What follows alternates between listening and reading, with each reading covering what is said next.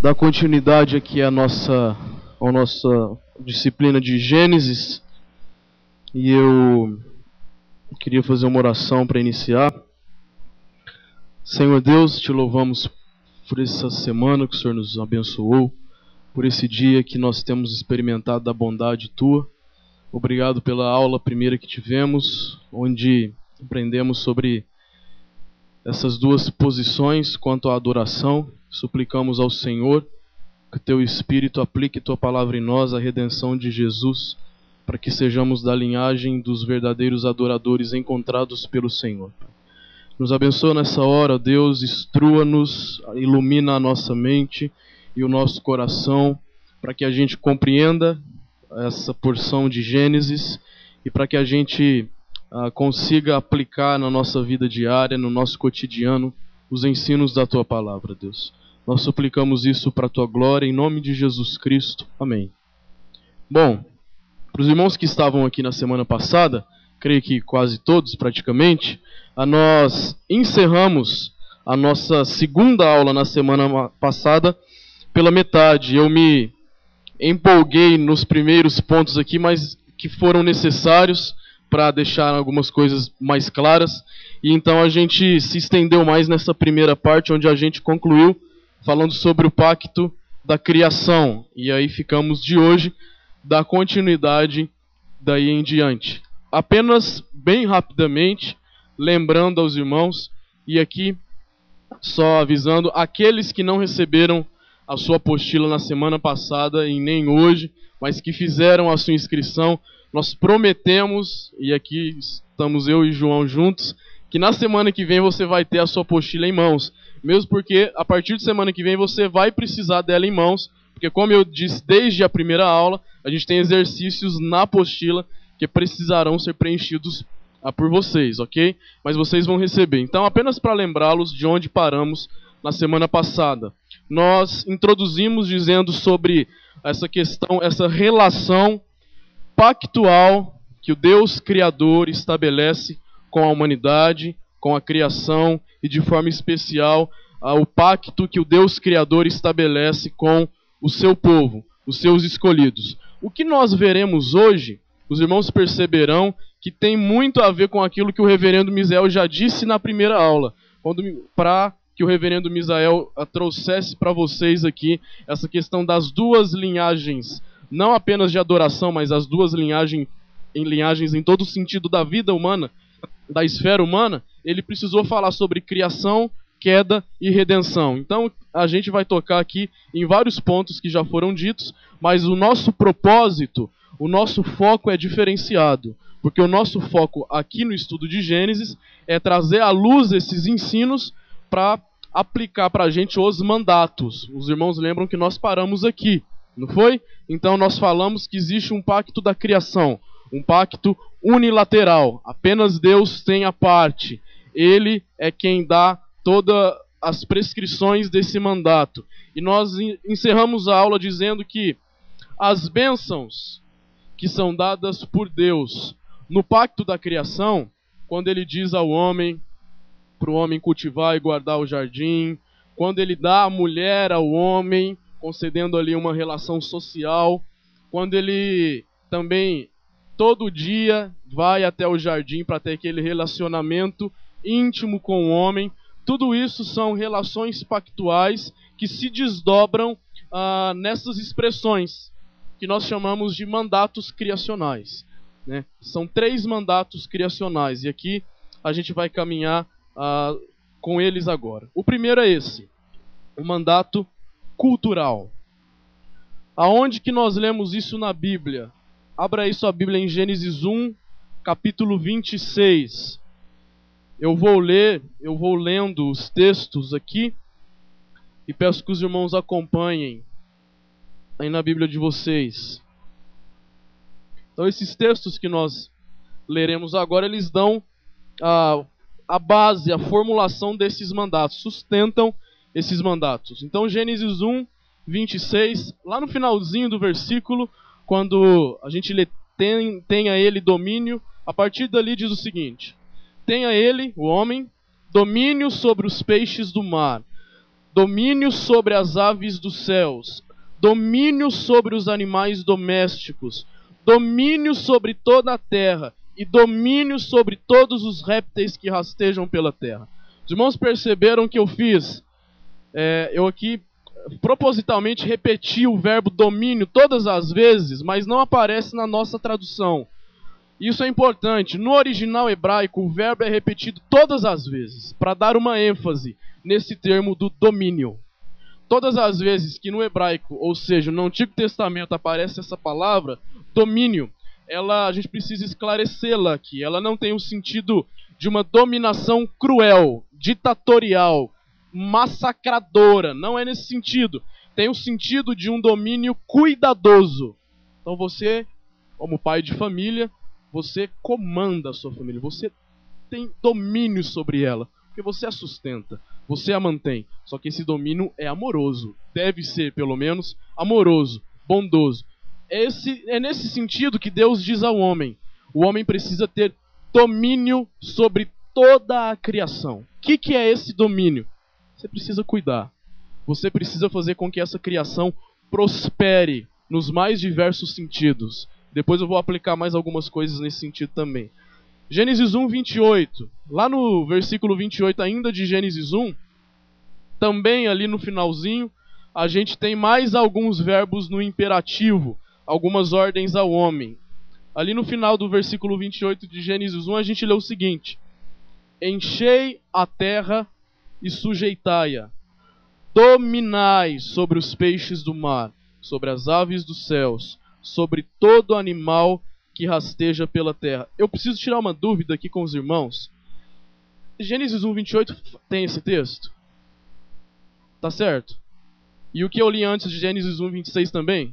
Não, ok, porque eu lembro que na aula que a gente deu no curso passado, uma dessas referências importantes estavam erradas na apostila. E hoje, quando eu estava revendo aqui, eu esqueci de rever. Então, esse texto está certo. Os irmãos não estranhem não, que de vez em quando eu vou perguntar algumas coisas para a gente revisar um pouco a apostila aqui que estava errada outra vez. Os irmãos percebem aí nesse texto isso também. Essa ênfase nessas ordens da sujeição, do domínio. E mais uma vez, ele é insistente aqui no versículo 28, abrangendo toda a criação. Agora, o último texto é esse de Gênesis 2, versículo 15. Lá em Gênesis 2, versículo 15, nós temos o seguinte, acompanhe aí comigo. Diz assim: tomou, pois, o Senhor Deus ao homem e o colocou no jardim do Éden para o cultivar e o guardar. Essas duas palavras também, mais uma vez, têm esse sentido, de que Deus coloca o homem no jardim, não é simplesmente para que o homem tenha um bom lugar para viver, com uma boa estética, para que ele olhe e se sinta bem. Não é simplesmente por isso. Isso também, porque o nome do Jardim do Éden, a gente já sabe, significa o lugar do prazer. Mas mais do que isso, o propósito de Deus ter colocado o homem no jardim, e essa simbologia do jardim, aplicando-se a nós hoje, significa toda a esfera criada. O que isso nos ensina? Que no pacto da criação Deus deu uma ordem ao homem. O homem não precisou fazer nada para ser aceito por Deus. Mas o homem ele precisa apenas responder ao pacto unilateral de Deus. Primeiro, cumprindo isso. O que isso significa para mim e para você hoje? Vou aplicar de uma forma muito básica para que a gente entenda muito bem isso. Por exemplo, você tem o seu trabalho, ok? Seja qual for a sua função. Você trabalha num ambiente, seja num lugar, num edifício específico ou o que seja. Aquilo é um ambiente produzido pela cultura. Seja uma empresa, seja o que for, um hospital, loja, enfim, confecção, não interessa. Todo lugar é produção cultural.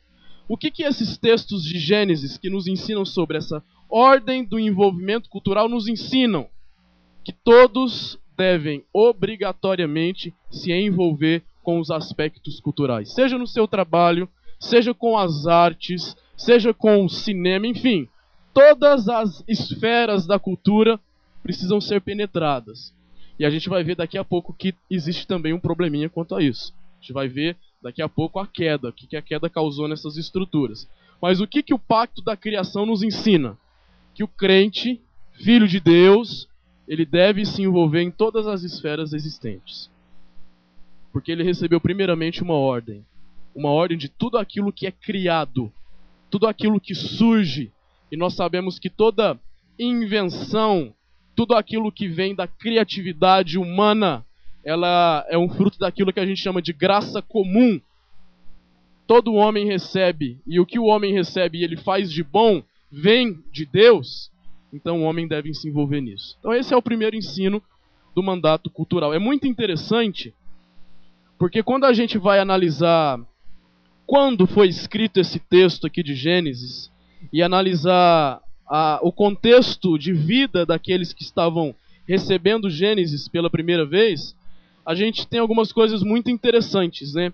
Esse mandato então ensina que o homem ele precisa interagir com tudo, o trabalho, com a política, o ensino, a tecnologia, o lazer, tudo. É nesse sentido. Mas é interessante por quê? Por que Moisés insistentemente quis escrever isso para os israelitas? Isso é interessante. Imagina, os israelitas estavam saindo de uma cultura de 400 anos no Egito.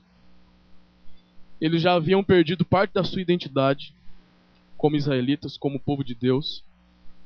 A última geração que havia vindo lá desde José já havia morrido há muito tempo. E os mais antigos dessa geração que sai do Egito e começa o êxodo não tem noção de como se envolver em uma cultura sendo filho de Deus. Então Moisés precisa escrever isso aqui e ensinar para o povo como que ele deveria lidar com a cultura na qual eles entrariam, porque eles entrariam em Canaã. E Canaã era uma cultura totalmente apóstata. Era uma cultura totalmente rebelde contra os princípios criacionais. Então Moisés precisa ensinar para eles que existe uma ordem, existe uma responsabilidade cultural. E como que eles agiriam ali. Isso precisaria ficar muito claro. Eles lidariam ali com uma cultura, cientes de quem era Deus e como que eles deveriam agir. E aqui eu queria apenas trazer alguns ensinos interessantes sobre esse escrito de Gênesis que a gente tem aqui, que nos ensina coisas muito pertinentes. Por exemplo, então o povo entraria na terra dos cananeus. E Moisés precisa deixar claro para eles que eles têm uma responsabilidade cultural. Mas ao mesmo tempo, Moisés alerta o povo dos perigos. Por exemplo, a gente lê aqui no texto bíblico, lá em Gênesis 1, versículo 2, a gente lê o seguinte: que o Espírito de Deus pairava sobre a face das águas.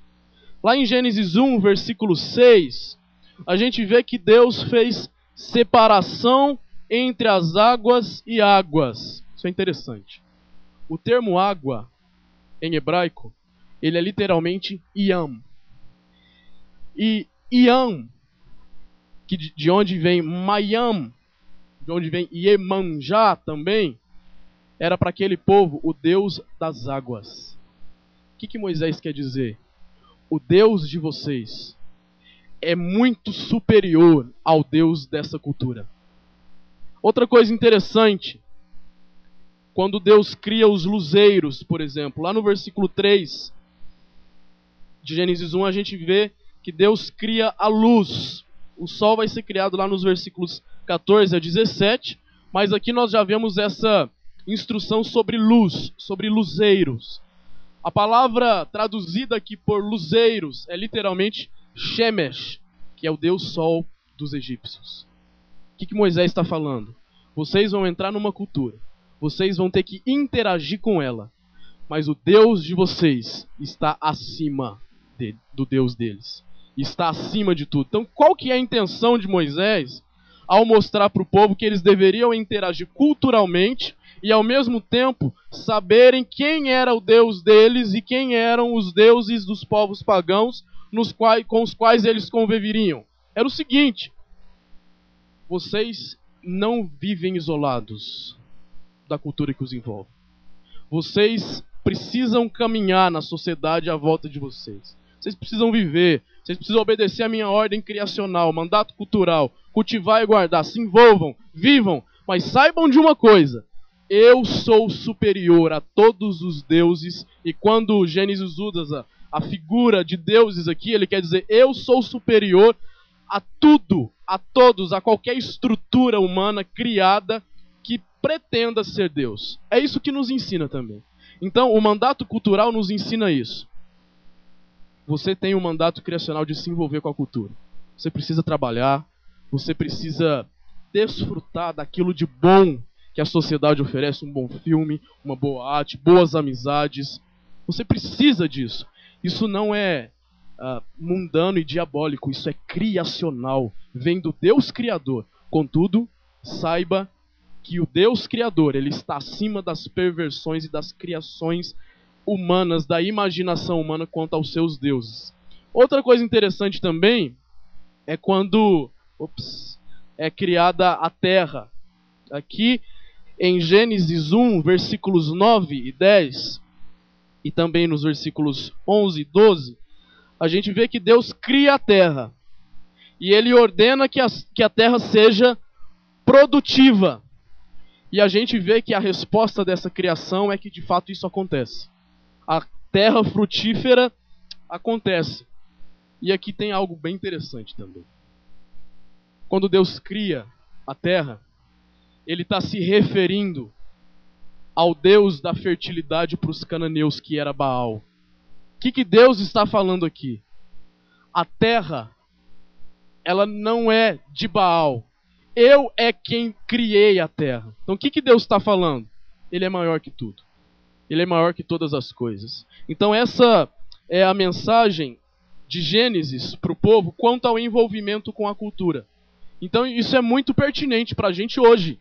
Porque existe, e aqui nós não entraremos muito especificamente nisso, porque em outras aulas teremos oportunidades de entrar de forma mais profunda nessa questão, mas isso é pertinente para nós, porque quantas e quantas discussões, divisões e controvérsias existem na igreja evangélica quanto ao envolvimento com a cultura, com a sociedade, com as coisas que estão à nossa volta. Existem aqueles dois extremos, os quais nós temos tratado na igreja em algumas situações, do isolacionismo, do separatismo absoluto e ao mesmo tempo do mundanismo, do conformismo absoluto com o mundo, com as coisas mundanas, sem entender essas duas linhagens que nós aprendemos na primeira aula. Que existe a linhagem escolhida e a linhagem rejeitada, a linhagem da serpente, que vai sempre caminhar contra Deus e que vai instituir, aonde estiver, coisas contra Deus. Então, essa questão do mandato cultural é muito importante para a gente refletir e saber. Então isso é o mandato cultural. Envolvimento com a cultura, cuidar, cultivar, manter, preservar o jardim, que é uma simbologia para a cultura, para tudo aquilo que Deus coloca à nossa volta. A segunda ordem, a segunda responsabilidade aqui, criacional, que o texto nos coloca, é aquilo que a gente chama de mandato social. E apenas um esclarecimento aqui para os irmãos. Essas expressões que nós usamos, elas não estão no texto bíblico, ok? Você não vai ler mandato cultural, mandato social e mandato espiritual. Você não vai ler isso no texto bíblico. Mas essas nomenclaturas são uma maneira didática para que a gente apreenda o ensino que está aí, ok? Só esclarecendo isso para os irmãos. Então, mandato social, onde que nós encontramos isso? Mais uma vez, lá em Gênesis 1, 28, agora na primeira parte do versículo, nós lemos o seguinte: E Deus abençoou o homem e a mulher e lhes disse: Sede fecundos, multiplicai-vos. E aí o restante do texto nós já lemos. Todo o contexto de Gênesis capítulo 2 é interessante porque é uma explicação do que aconteceu em Gênesis 1. Gênesis 1, de forma mais sucinta, Deus cria e acontece. Haja e vem, haja e vem, haja e surge. Aqui no capítulo 2 de Gênesis, nós temos uma explicação de tudo que aconteceu no sexto dia do relato da criação. Então, no Gênesis 2, nós temos a criação do homem e da mulher de forma estendida. E é interessante para que o homem foi criado e para que Deus dá a mulher ao homem. O homem vê ali que está só e faltava uma auxiliadora que lhe fosse idônea. O que isso significa? Que o homem estava incompleto. Qual o ensino direto para a gente sobre isso? Isso tem uma relação direta no sentido conjugal, mas não apenas isso. O fato de o Deus Criador, lá no início, ter visto que ao homem lhe faltava uma auxiliadora que lhe fosse idônea, significa que todo ser humano precisa de socialização.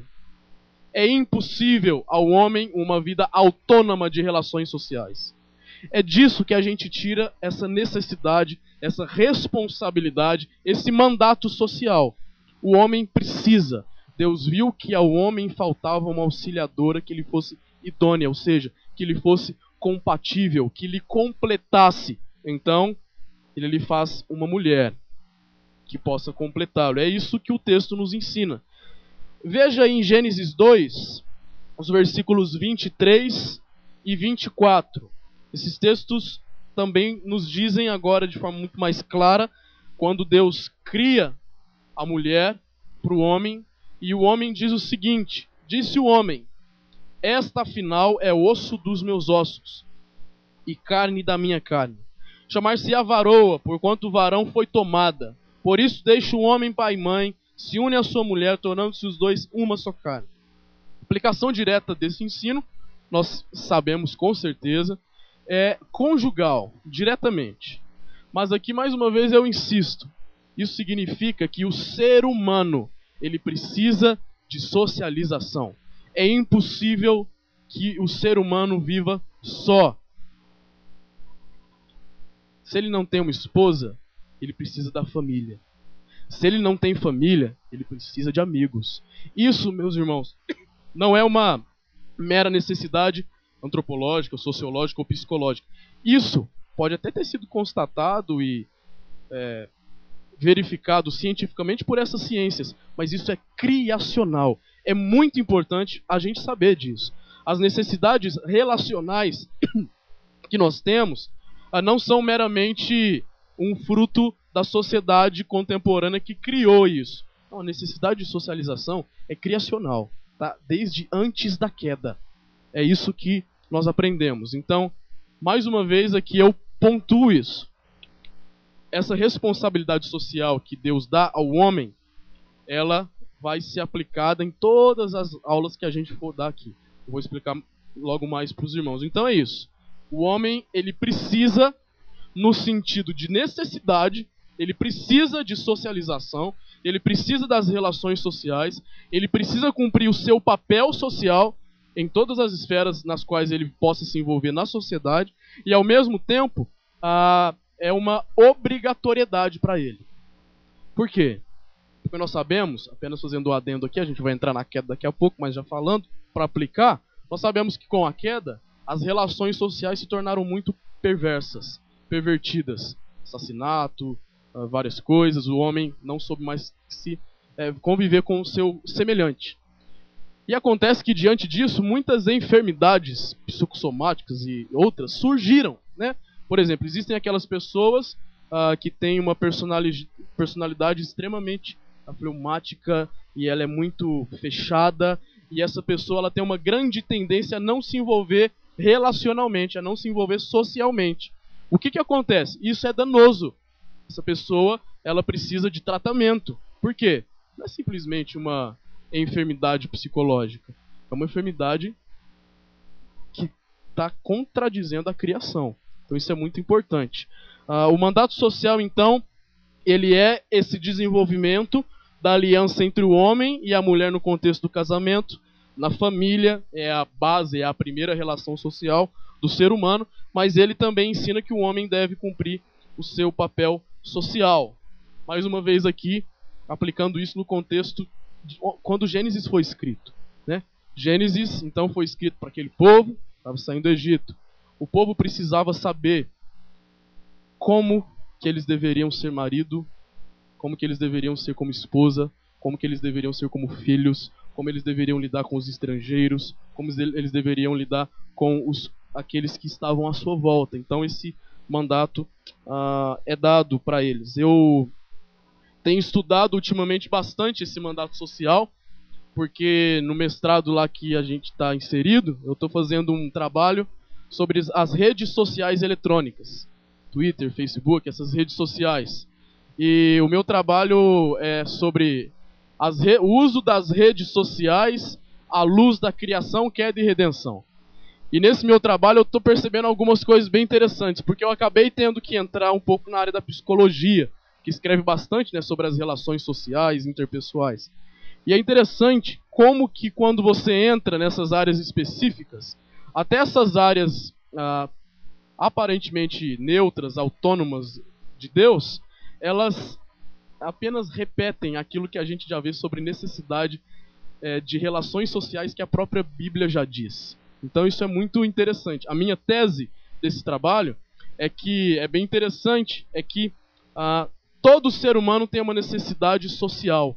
Por isso, hoje no mundo pós-moderno ou hipermoderno, enfim, como eles possam chamar aí, a gente tem tanto apelo de relações sociais surgindo das mais diversas formas. Por quê? O mundo é corrido, as pessoas não conseguem mais parar para ter as suas relações sociais comuns, e aí elas acabam sendo forçadas a criarem mídias, criarem instrumentos para as relações sociais. Então, é bem interessante. Não só eu estou fazendo esse trabalho, quando a gente entra em artigos acadêmicos sobre relações sociais, tanto na área da teologia quanto fora da teologia, a gente vê que muita gente tem escrito sobre isso. Por quê? Porque é algo que está fervilhando, né? Hoje, eu estava lendo ainda que o Facebook, que é a rede social que mais abrange o mundo todo, ela é a empresa, em vários sentidos, ela é a empresa mais rica do mundo, uma das mais ricas. O Facebook ele tem unido pessoas têm achado seus familiares. Então coisas interessantes têm surgido. Por outro lado, ele também tem sido usado das formas mais danosas possíveis. E a gente vai ver daqui a pouco como que esse mandato pode ser pervertido. Então isso é o mandato social, essa necessidade que o homem tem da relação social e ao mesmo tempo a obrigatoriedade que ele tem. Ok? Aqui, agora então, o terceiro mandato, o mandato espiritual. Lá em Gênesis 2, versículos 16 e 17, eu queria que você acompanhasse comigo aí. Diz o seguinte, Gênesis 2, versículos 16 e 17. E o Senhor Deus deu ao homem esta ordem: de toda árvore do jardim comerás livremente, mas da árvore do conhecimento do bem e do mal não comerás, porque no dia em que dela comeres, certamente morrerás. Esse versículo aqui, ele nos demonstra o aspecto mais direto desse mandato. O que é que ele está falando? Deus está dando uma ordem para o homem, e o homem deveria obedecer essa ordem. Isso é uma analogia, um ensino direto para a relação espiritual entre o homem e Deus. Deus se relaciona com o homem nesse sentido. Deus dá a sua revelação para o homem, a sua palavra, e à luz da palavra, o homem obedece e caminha com Deus. Então essa é a relação espiritual. Todas as bênçãos que nós vemos aqui nessa definição que nós vimos sobre o pacto, essa questão de obediência, nós vemos que é um estímulo para o homem se relacionar com Deus. Eu disse que naquele versículo, quando o homem peca, lá em comecinho de Gênesis 3, e aí Deus vai procurar o homem. E ali tem uma expressão muito interessante. Ali tem a seguinte expressão: que na viração do dia, Deus estava procurando o homem. Ele foi se encontrar com o homem. É interessante que essa expressão, viração, na sua Bíblia está traduzido como viração do dia. Essa expressão é literalmente ruá. É um sopro. Tem a ver com o Espírito de Deus. Na Bíblia, o Espírito de Deus, no Antigo Testamento, é traduzido como ruá. E no Novo Testamento, como pneuma. Essas duas expressões significam sopro, vento. que é a maneira como o Espírito Santo de Deus é identificado na Bíblia. O que isso significa aqui em Gênesis? Que todos os dias, na viração do dia, é bem provável que ao anoitecer, Deus procurava o homem no jardim para se relacionar com ele. Então, mandato espiritual, vida com Deus, isso que de maneira muito prática e direta a gente aprende aqui na primeira aula de adoração, isso também não surge na redenção com Jesus Cristo. É ratificado e melhorado lá, mas isso é criacional. Isso vem desde antes. Por isso que a gente diz que, como vimos na primeira aula, que todo homem no seu coração tem ali uma fábrica de ídolos, porque ele foi criado para uma comunhão com o transcendente perfeito, que é o Deus Criador bíblico. Mas na sua perversão, por causa da queda, ele procura outros instrumentos para preencher essa lacuna. A gente vê essa proposta de intimidade com Deus na estrutura do texto da criação. Isso é muito interessante. Isso é bem legal. O pacto da criação nos mostra então que o homem foi criado para intimidade com Deus. Por isso que a gente afirma essas coisas. Por exemplo, existem algumas razões. Aqui eu destaco 4 razões pelas quais na estrutura do texto de Gênesis 1 e 2 você percebe que o homem foi criado para intimidade com Deus, para ter vida com Deus. Primeira coisa, o homem foi a última criação. Isso é muito interessante. Na literatura de Gênesis, o propósito do autor de Gênesis, na literatura hebraica, naquela estruturação ali, era partir do menos importante para o mais importante. Isso era muito comum nos escritos ali do Oriente Próximo daquela época.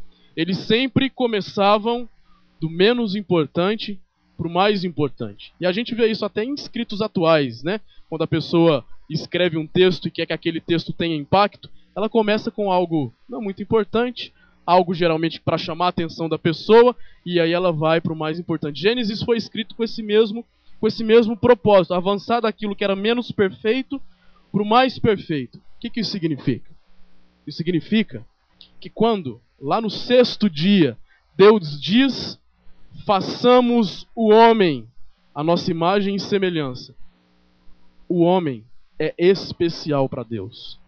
Em Salmos a gente vê que o homem é a coroa da criação, ou seja, é o mais importante. A importância que o Criador dá ao homem significa que ao homem seria exigido e seria, ao mesmo tempo, uma bênção, relação com Deus. É isso que a gente aprende aqui. A segunda questão que nos afirma que o homem foi criado para a intimidade com Deus é porque até o 5º dia, tudo que Deus vai criar, Deus usa esse imperativo aparentemente impessoal, né? Haja isso, haja aquilo. É interessante que quando ele vai criar o homem, ele usa um verbo muito pessoal, na primeira pessoa. Façamos. Não é aleatório isso. Não tem neutralidade. Foi proposital de Gênesis. Foi proposital do autor. Ao dizer haja, é como ter autoridade apenas.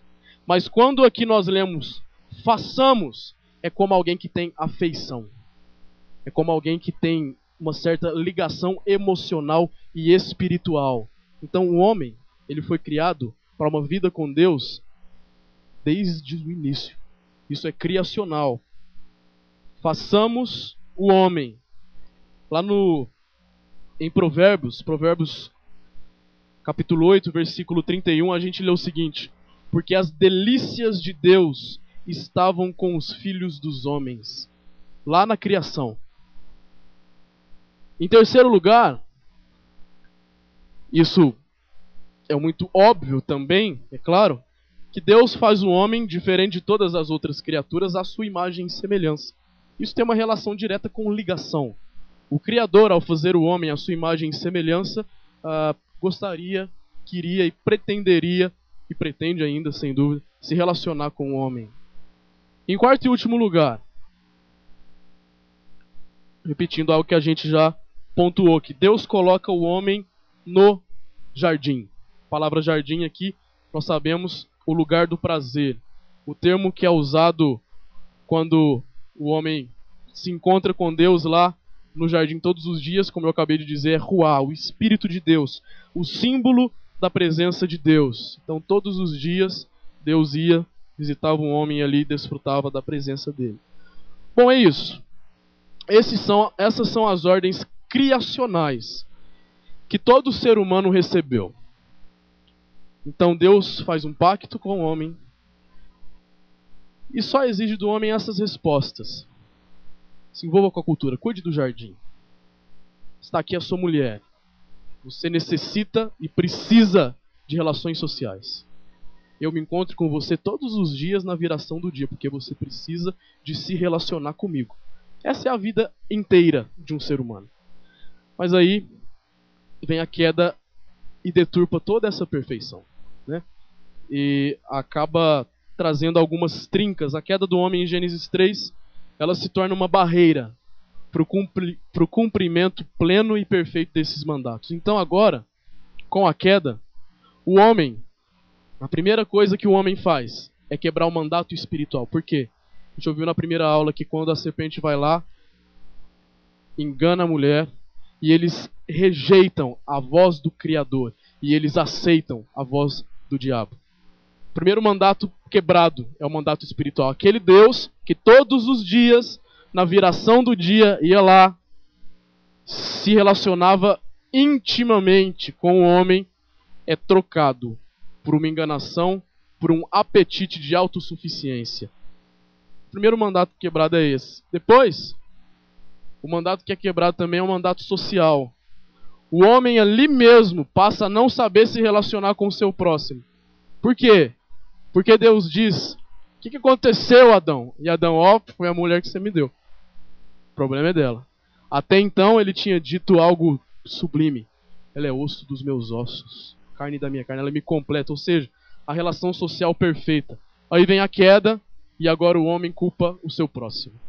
E aí as perversões sociais se emergem e elas são grandes. Depois também nós vemos a quebra do mandato cultural. Lá mais para frente, em Gênesis 4, em alguns versículos de Gênesis 6 também, nós vamos ver que o homem passou a perverter a criação. Ali mesmo, né? Ali mesmo, quando Deus vai dizer ao homem o que aconteceria, a gente vê ali aquela expressão cardos e abrolhos, ou abrolhos, né? Ou seja, a criação ela começou a ser pervertida. Existe esse texto aqui, que diz o seguinte então: o homem negou seu Criador, desobedecendo suas ordens, quebrou os seus elos familiares com mentiras, acusações, esquivou-se de suas responsabilidades e desenvolveu o mandato cultural da pior forma possível, com poligamia, assassinato e brutalidade. Então, a partir da queda do homem, o cumprimento desses mandatos passou a ficar difícil. Então por que hoje a gente vê tanta revolta contra Deus? A gente vê tanta disfunção relacional? Por que a gente vê tanta maldade e perversão cultural em vários sentidos, para com a própria natureza, para com as instituições culturais corruptas, maldosas, que espizinham o pobre e que valorizam apenas os poderosos? Por que tudo isso acontece? Por causa da queda. Por causa da queda em Gênesis 3. Mas o nosso Deus é sempre um Deus de graça. É sempre um Deus de misericórdia, que mesmo podendo ali no ato da queda fulminar tudo aquilo que ele fizera no estalar de dedos e fazer outra criação, criar, sei lá, outro bicho, outra natureza, qualquer outra coisa, no plano eterno dele estava todos nós. Estava esse mundo, estava essa criação. E ele em Gênesis 3,15, como a gente já leu também na primeira aula, a gente tem aquilo que a gente conhece como o pacto da redenção. Deus, ele é soberano. E não seria por uma atitude de autossuficiência do homem que ele não levaria o seu plano a cabo. O seu plano seria continuado. E ele em Gênesis 3,15, então, a gente vê que Deus não deixa o casal por si só. Deus vai até o casal, e isso é interessante, né? Apenas um ponto doutrinário aqui. não é o homem que perdido busca Deus, mas é o Deus rejeitado que procura o homem. A gente vê que Deus não abandona o homem e a mulher. Ele é soberano criador e ele vai em direção da criatura pecadora. A eliminação das bênçãos da fecundidade, a multiplicação, o domínio, o sustento, tudo isso resultaria em morte. Certamente morrerás. E a gente sabe que aconteceu. A morte entrou, física e espiritual. O cordeirinho lá, o animal lá, do qual Deus tirou as peles para o primeiro casal, teve que ser morto. Teve que haver sangue. A morte espiritual também acontece. Por quê? Porque eles são tirados do jardim. Quando o homem e a mulher são expulsos do jardim, esse é o símbolo para a morte espiritual. Por quê? Porque o jardim era a presença de Deus. Então eles são retirados, eles são expulsos da presença de Deus. Tudo isso é morte. Mas lá nesse diálogo de Deus com o homem, a mulher e a serpente, nós temos o pacto da redenção. Esse versículo já foi lido. Eu queria apenas ler aqui um trecho de um livro do reverendo Mauro Meister, que ele diz o seguinte: sobre a serpente o Senhor proclama maldição. A maldição da serpente consistiria na morte que lhe sobreviria através do descendente da mulher, o Messias, Jesus. Deus também deixa claro mais alguns aspectos muito importantes. Primeiro, haveria inimizade entre a mulher e os descendentes da serpente, aquilo que nós aprendemos na primeira aula, as duas linhagens. Tradicionalmente, esse texto de Gênesis 3,15 tem sido chamado de proto-evangelho, ou primeiro evangelho. Segundo, a bênção do pacto. Preste muita atenção nisso agora. Isso é muito importante, porque muitos têm feito confusão quanto a isso, ao fato de que a queda eliminou o pacto da criação. Preste muita atenção nisso, porque muitos têm interpretado a abrangência da queda em todas as esferas existentes, e isso de fato aconteceu. Tudo aquilo de danoso, de perverso, de ruim que o pecado trouxe em Gênesis 3 através da queda, de fato influencia tudo o que existe. Mas preste atenção, não elimina as responsabilidades criacionais do homem. Não elimina os mandatos cultural, social e espiritual. Então ele continua dizendo: a bênção do pacto não seria totalmente suprimida. Qual que era a bênção do pacto? A bênção do pacto são os mandatos, as responsabilidades do homem. Ainda que a morte fosse certa, Deus apresenta um elemento de continuidade. Olha que legal isso. A mulher teria filhos, apesar do pecado. Olha que interessante. Qual que era o indício da bênção da relação social? Que a relação social poderia continuar porque filhos gerariam filhos. Então haveriam pessoas para se relacionar. Com a morte isso acabaria. Mas o Deus gracioso, quando ele vem e aqui em Gênesis 3,15 traz esse evangelho da graça, ele não permite que isso seja eliminado totalmente. O que ele diz para a mulher? Você vai sofrer. E até hoje as mulheres sofrem para ter seus filhos. Só que vocês continuarão tendo descendência. Então isso o que significa? Os resquícios do pecado e da queda em todas as relações sociais, culturais e espirituais existem, mas elas não são eliminadas. Outra coisa, a gente pode ver aqui nisso a atuação da graça de Deus. A vida humana teria continuidade, o sustento ainda seria possível, o mandato cultural ainda poderia ser cumprido e, consequentemente, o mandato social, pelo menos até que o homem tornasse ao pó. O que a gente tem em Gênesis 3,15? Isso é o diferencial para a maneira como você vai interpretar toda a Escritura Sagrada a partir daqui. O que a gente vê aqui? A gente vê aqui o Evangelho. A gente vê uma disfunção social ali naqueles dois primeiros irmãos. Caim mata Abel. Primeiro homicídio. A disfunção muito clara da relação social. Mas Deus é tão gracioso que ele substitui aquele filho perdido, que foi assassinado pelo seu irmão, através de Sete. E aquele é um indício de que Deus propositalmente continuaria as relações sociais. Abel, a gente diz que ele é um tipo de Cristo. Por quê?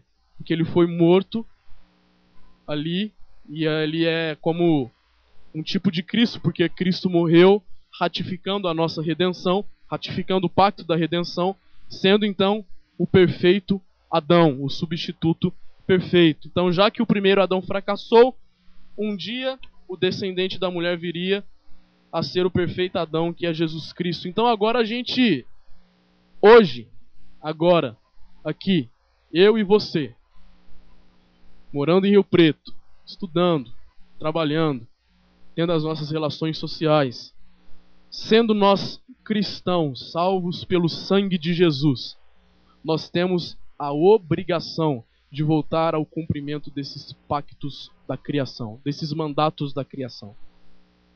Não é uma opção, é uma obrigação. Por quê? Primeiro, você foi criado. Segundo, você foi salvo, você foi redimido. E a redenção, ela nos obriga ao retorno do mandato social. Então, essa analogia, por exemplo, de que a mulher ela sofreria, mas teria filhos, o que indica para mim e para você? Que você vai ter problemas de relações sociais até o fim da sua vida, mas você precisa mantê-las. Você precisa se esforçar para se relacionar socialmente com todos aqueles que estão à sua volta, os mais intragáveis possíveis, porque você é redimido e você tem na mente, no coração, a necessidade de praticar o mandato social. Você precisa se relacionar. Por isso que quando a gente faz aquela crítica, que de fato é uma crítica porque está errado, àquele movimento do monasticismo, alguns séculos atrás, daquelas pessoas que queriam obedecer e viver uma vida com Deus e se isolavam de todos, isso é errado, isso é antibíblico. Por quê? Porque a obediência a Deus começa você sabendo conviver com o seu próximo. E a gente sabe que algumas pessoas, apenas uma aplicação devocional para a gente aqui, a gente sabe que algumas pessoas têm muitas dificuldades de se relacionar socialmente. Por várias coisas. Primeiro, pecado na sua vida. Pela criação, maneira como é, temperamento. Se você é assim, você precisa muito da graça de Deus. Porque o cumprimento do mandato espiritual, ele não é mais valioso ou mais precioso e especial do que o cumprimento do mandato social. Você precisa se relacionar bem com as pessoas para se relacionar bem com Deus. Não é à toa que lá no Novo Testamento a gente lê Paulo dizendo que, a gente lê o texto dizendo que se você vai trazer a sua oferta ao Senhor, ou seja, cumprir o mandato espiritual e lembrar que tem alguma coisa contra o seu irmão, primeiro vai lá, reconcilia-se com ele e depois vai e ofereça a sua oferta. Mas não só o mandato social, o mandato cultural também continua. A gente vê Deus falando ali para o homem. O homem já havia recebido o mandato cultural, que era o seu trabalho. Cultiva, dá nome aos animais, tal e tal.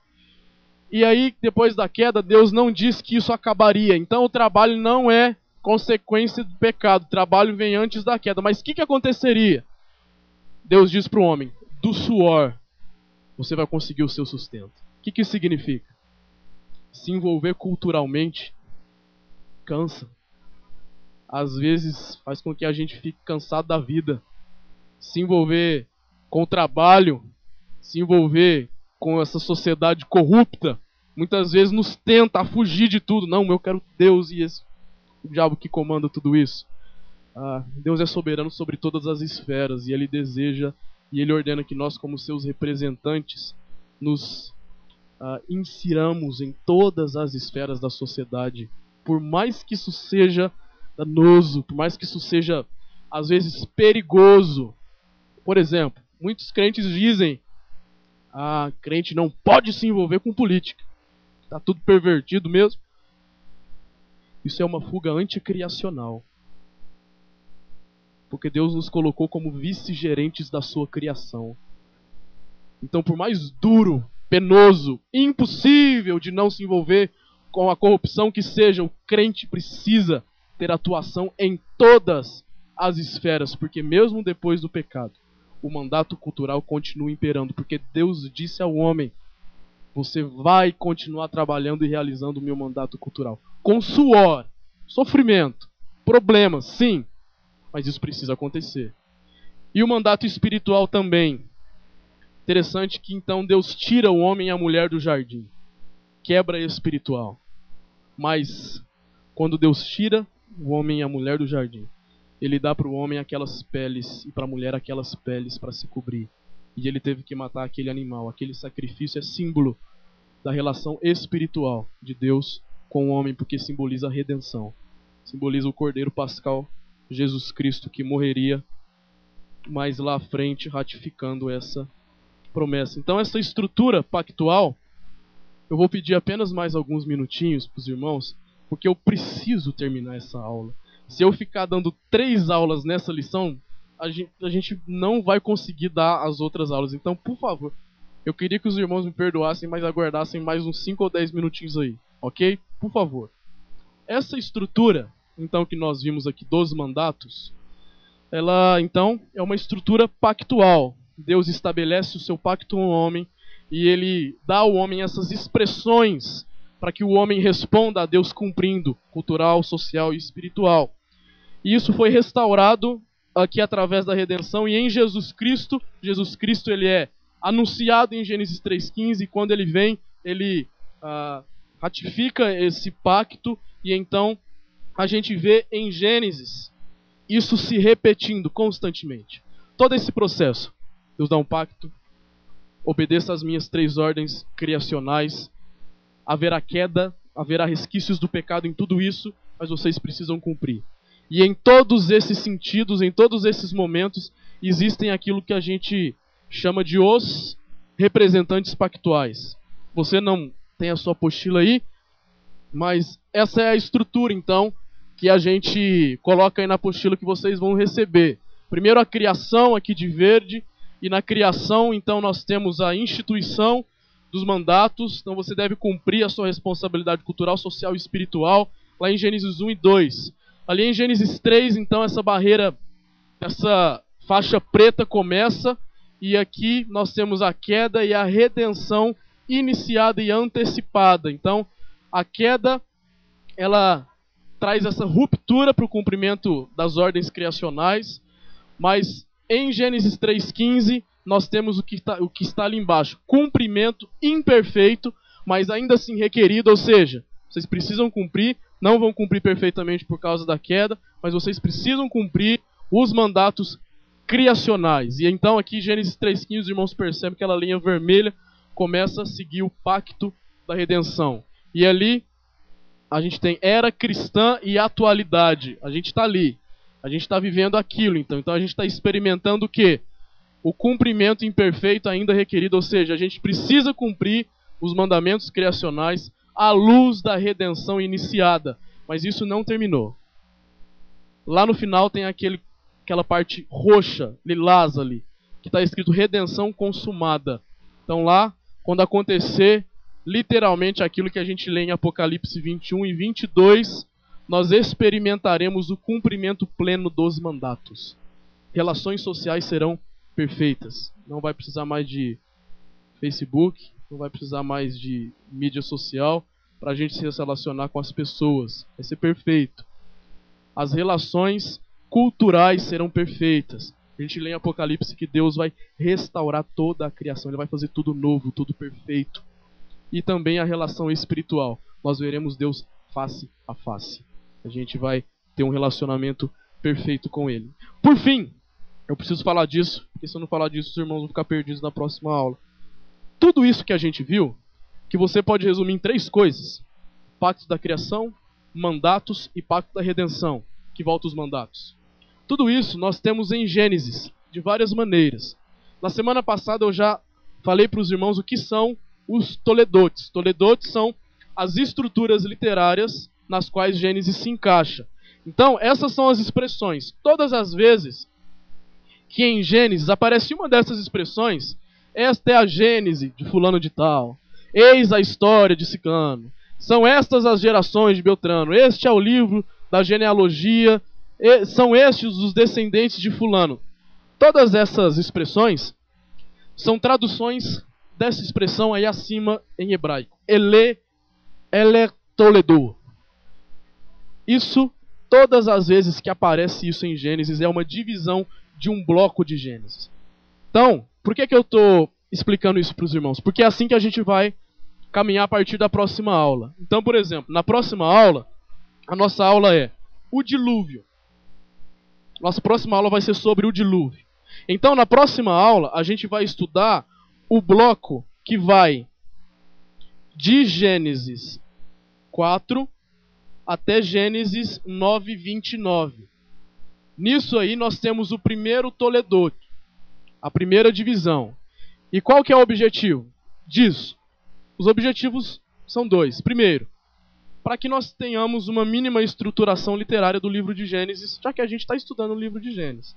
Para você saber uma boa proposta, e na minha opinião, a melhor proposta de divisão literária de Gênesis, através dos Toledotes.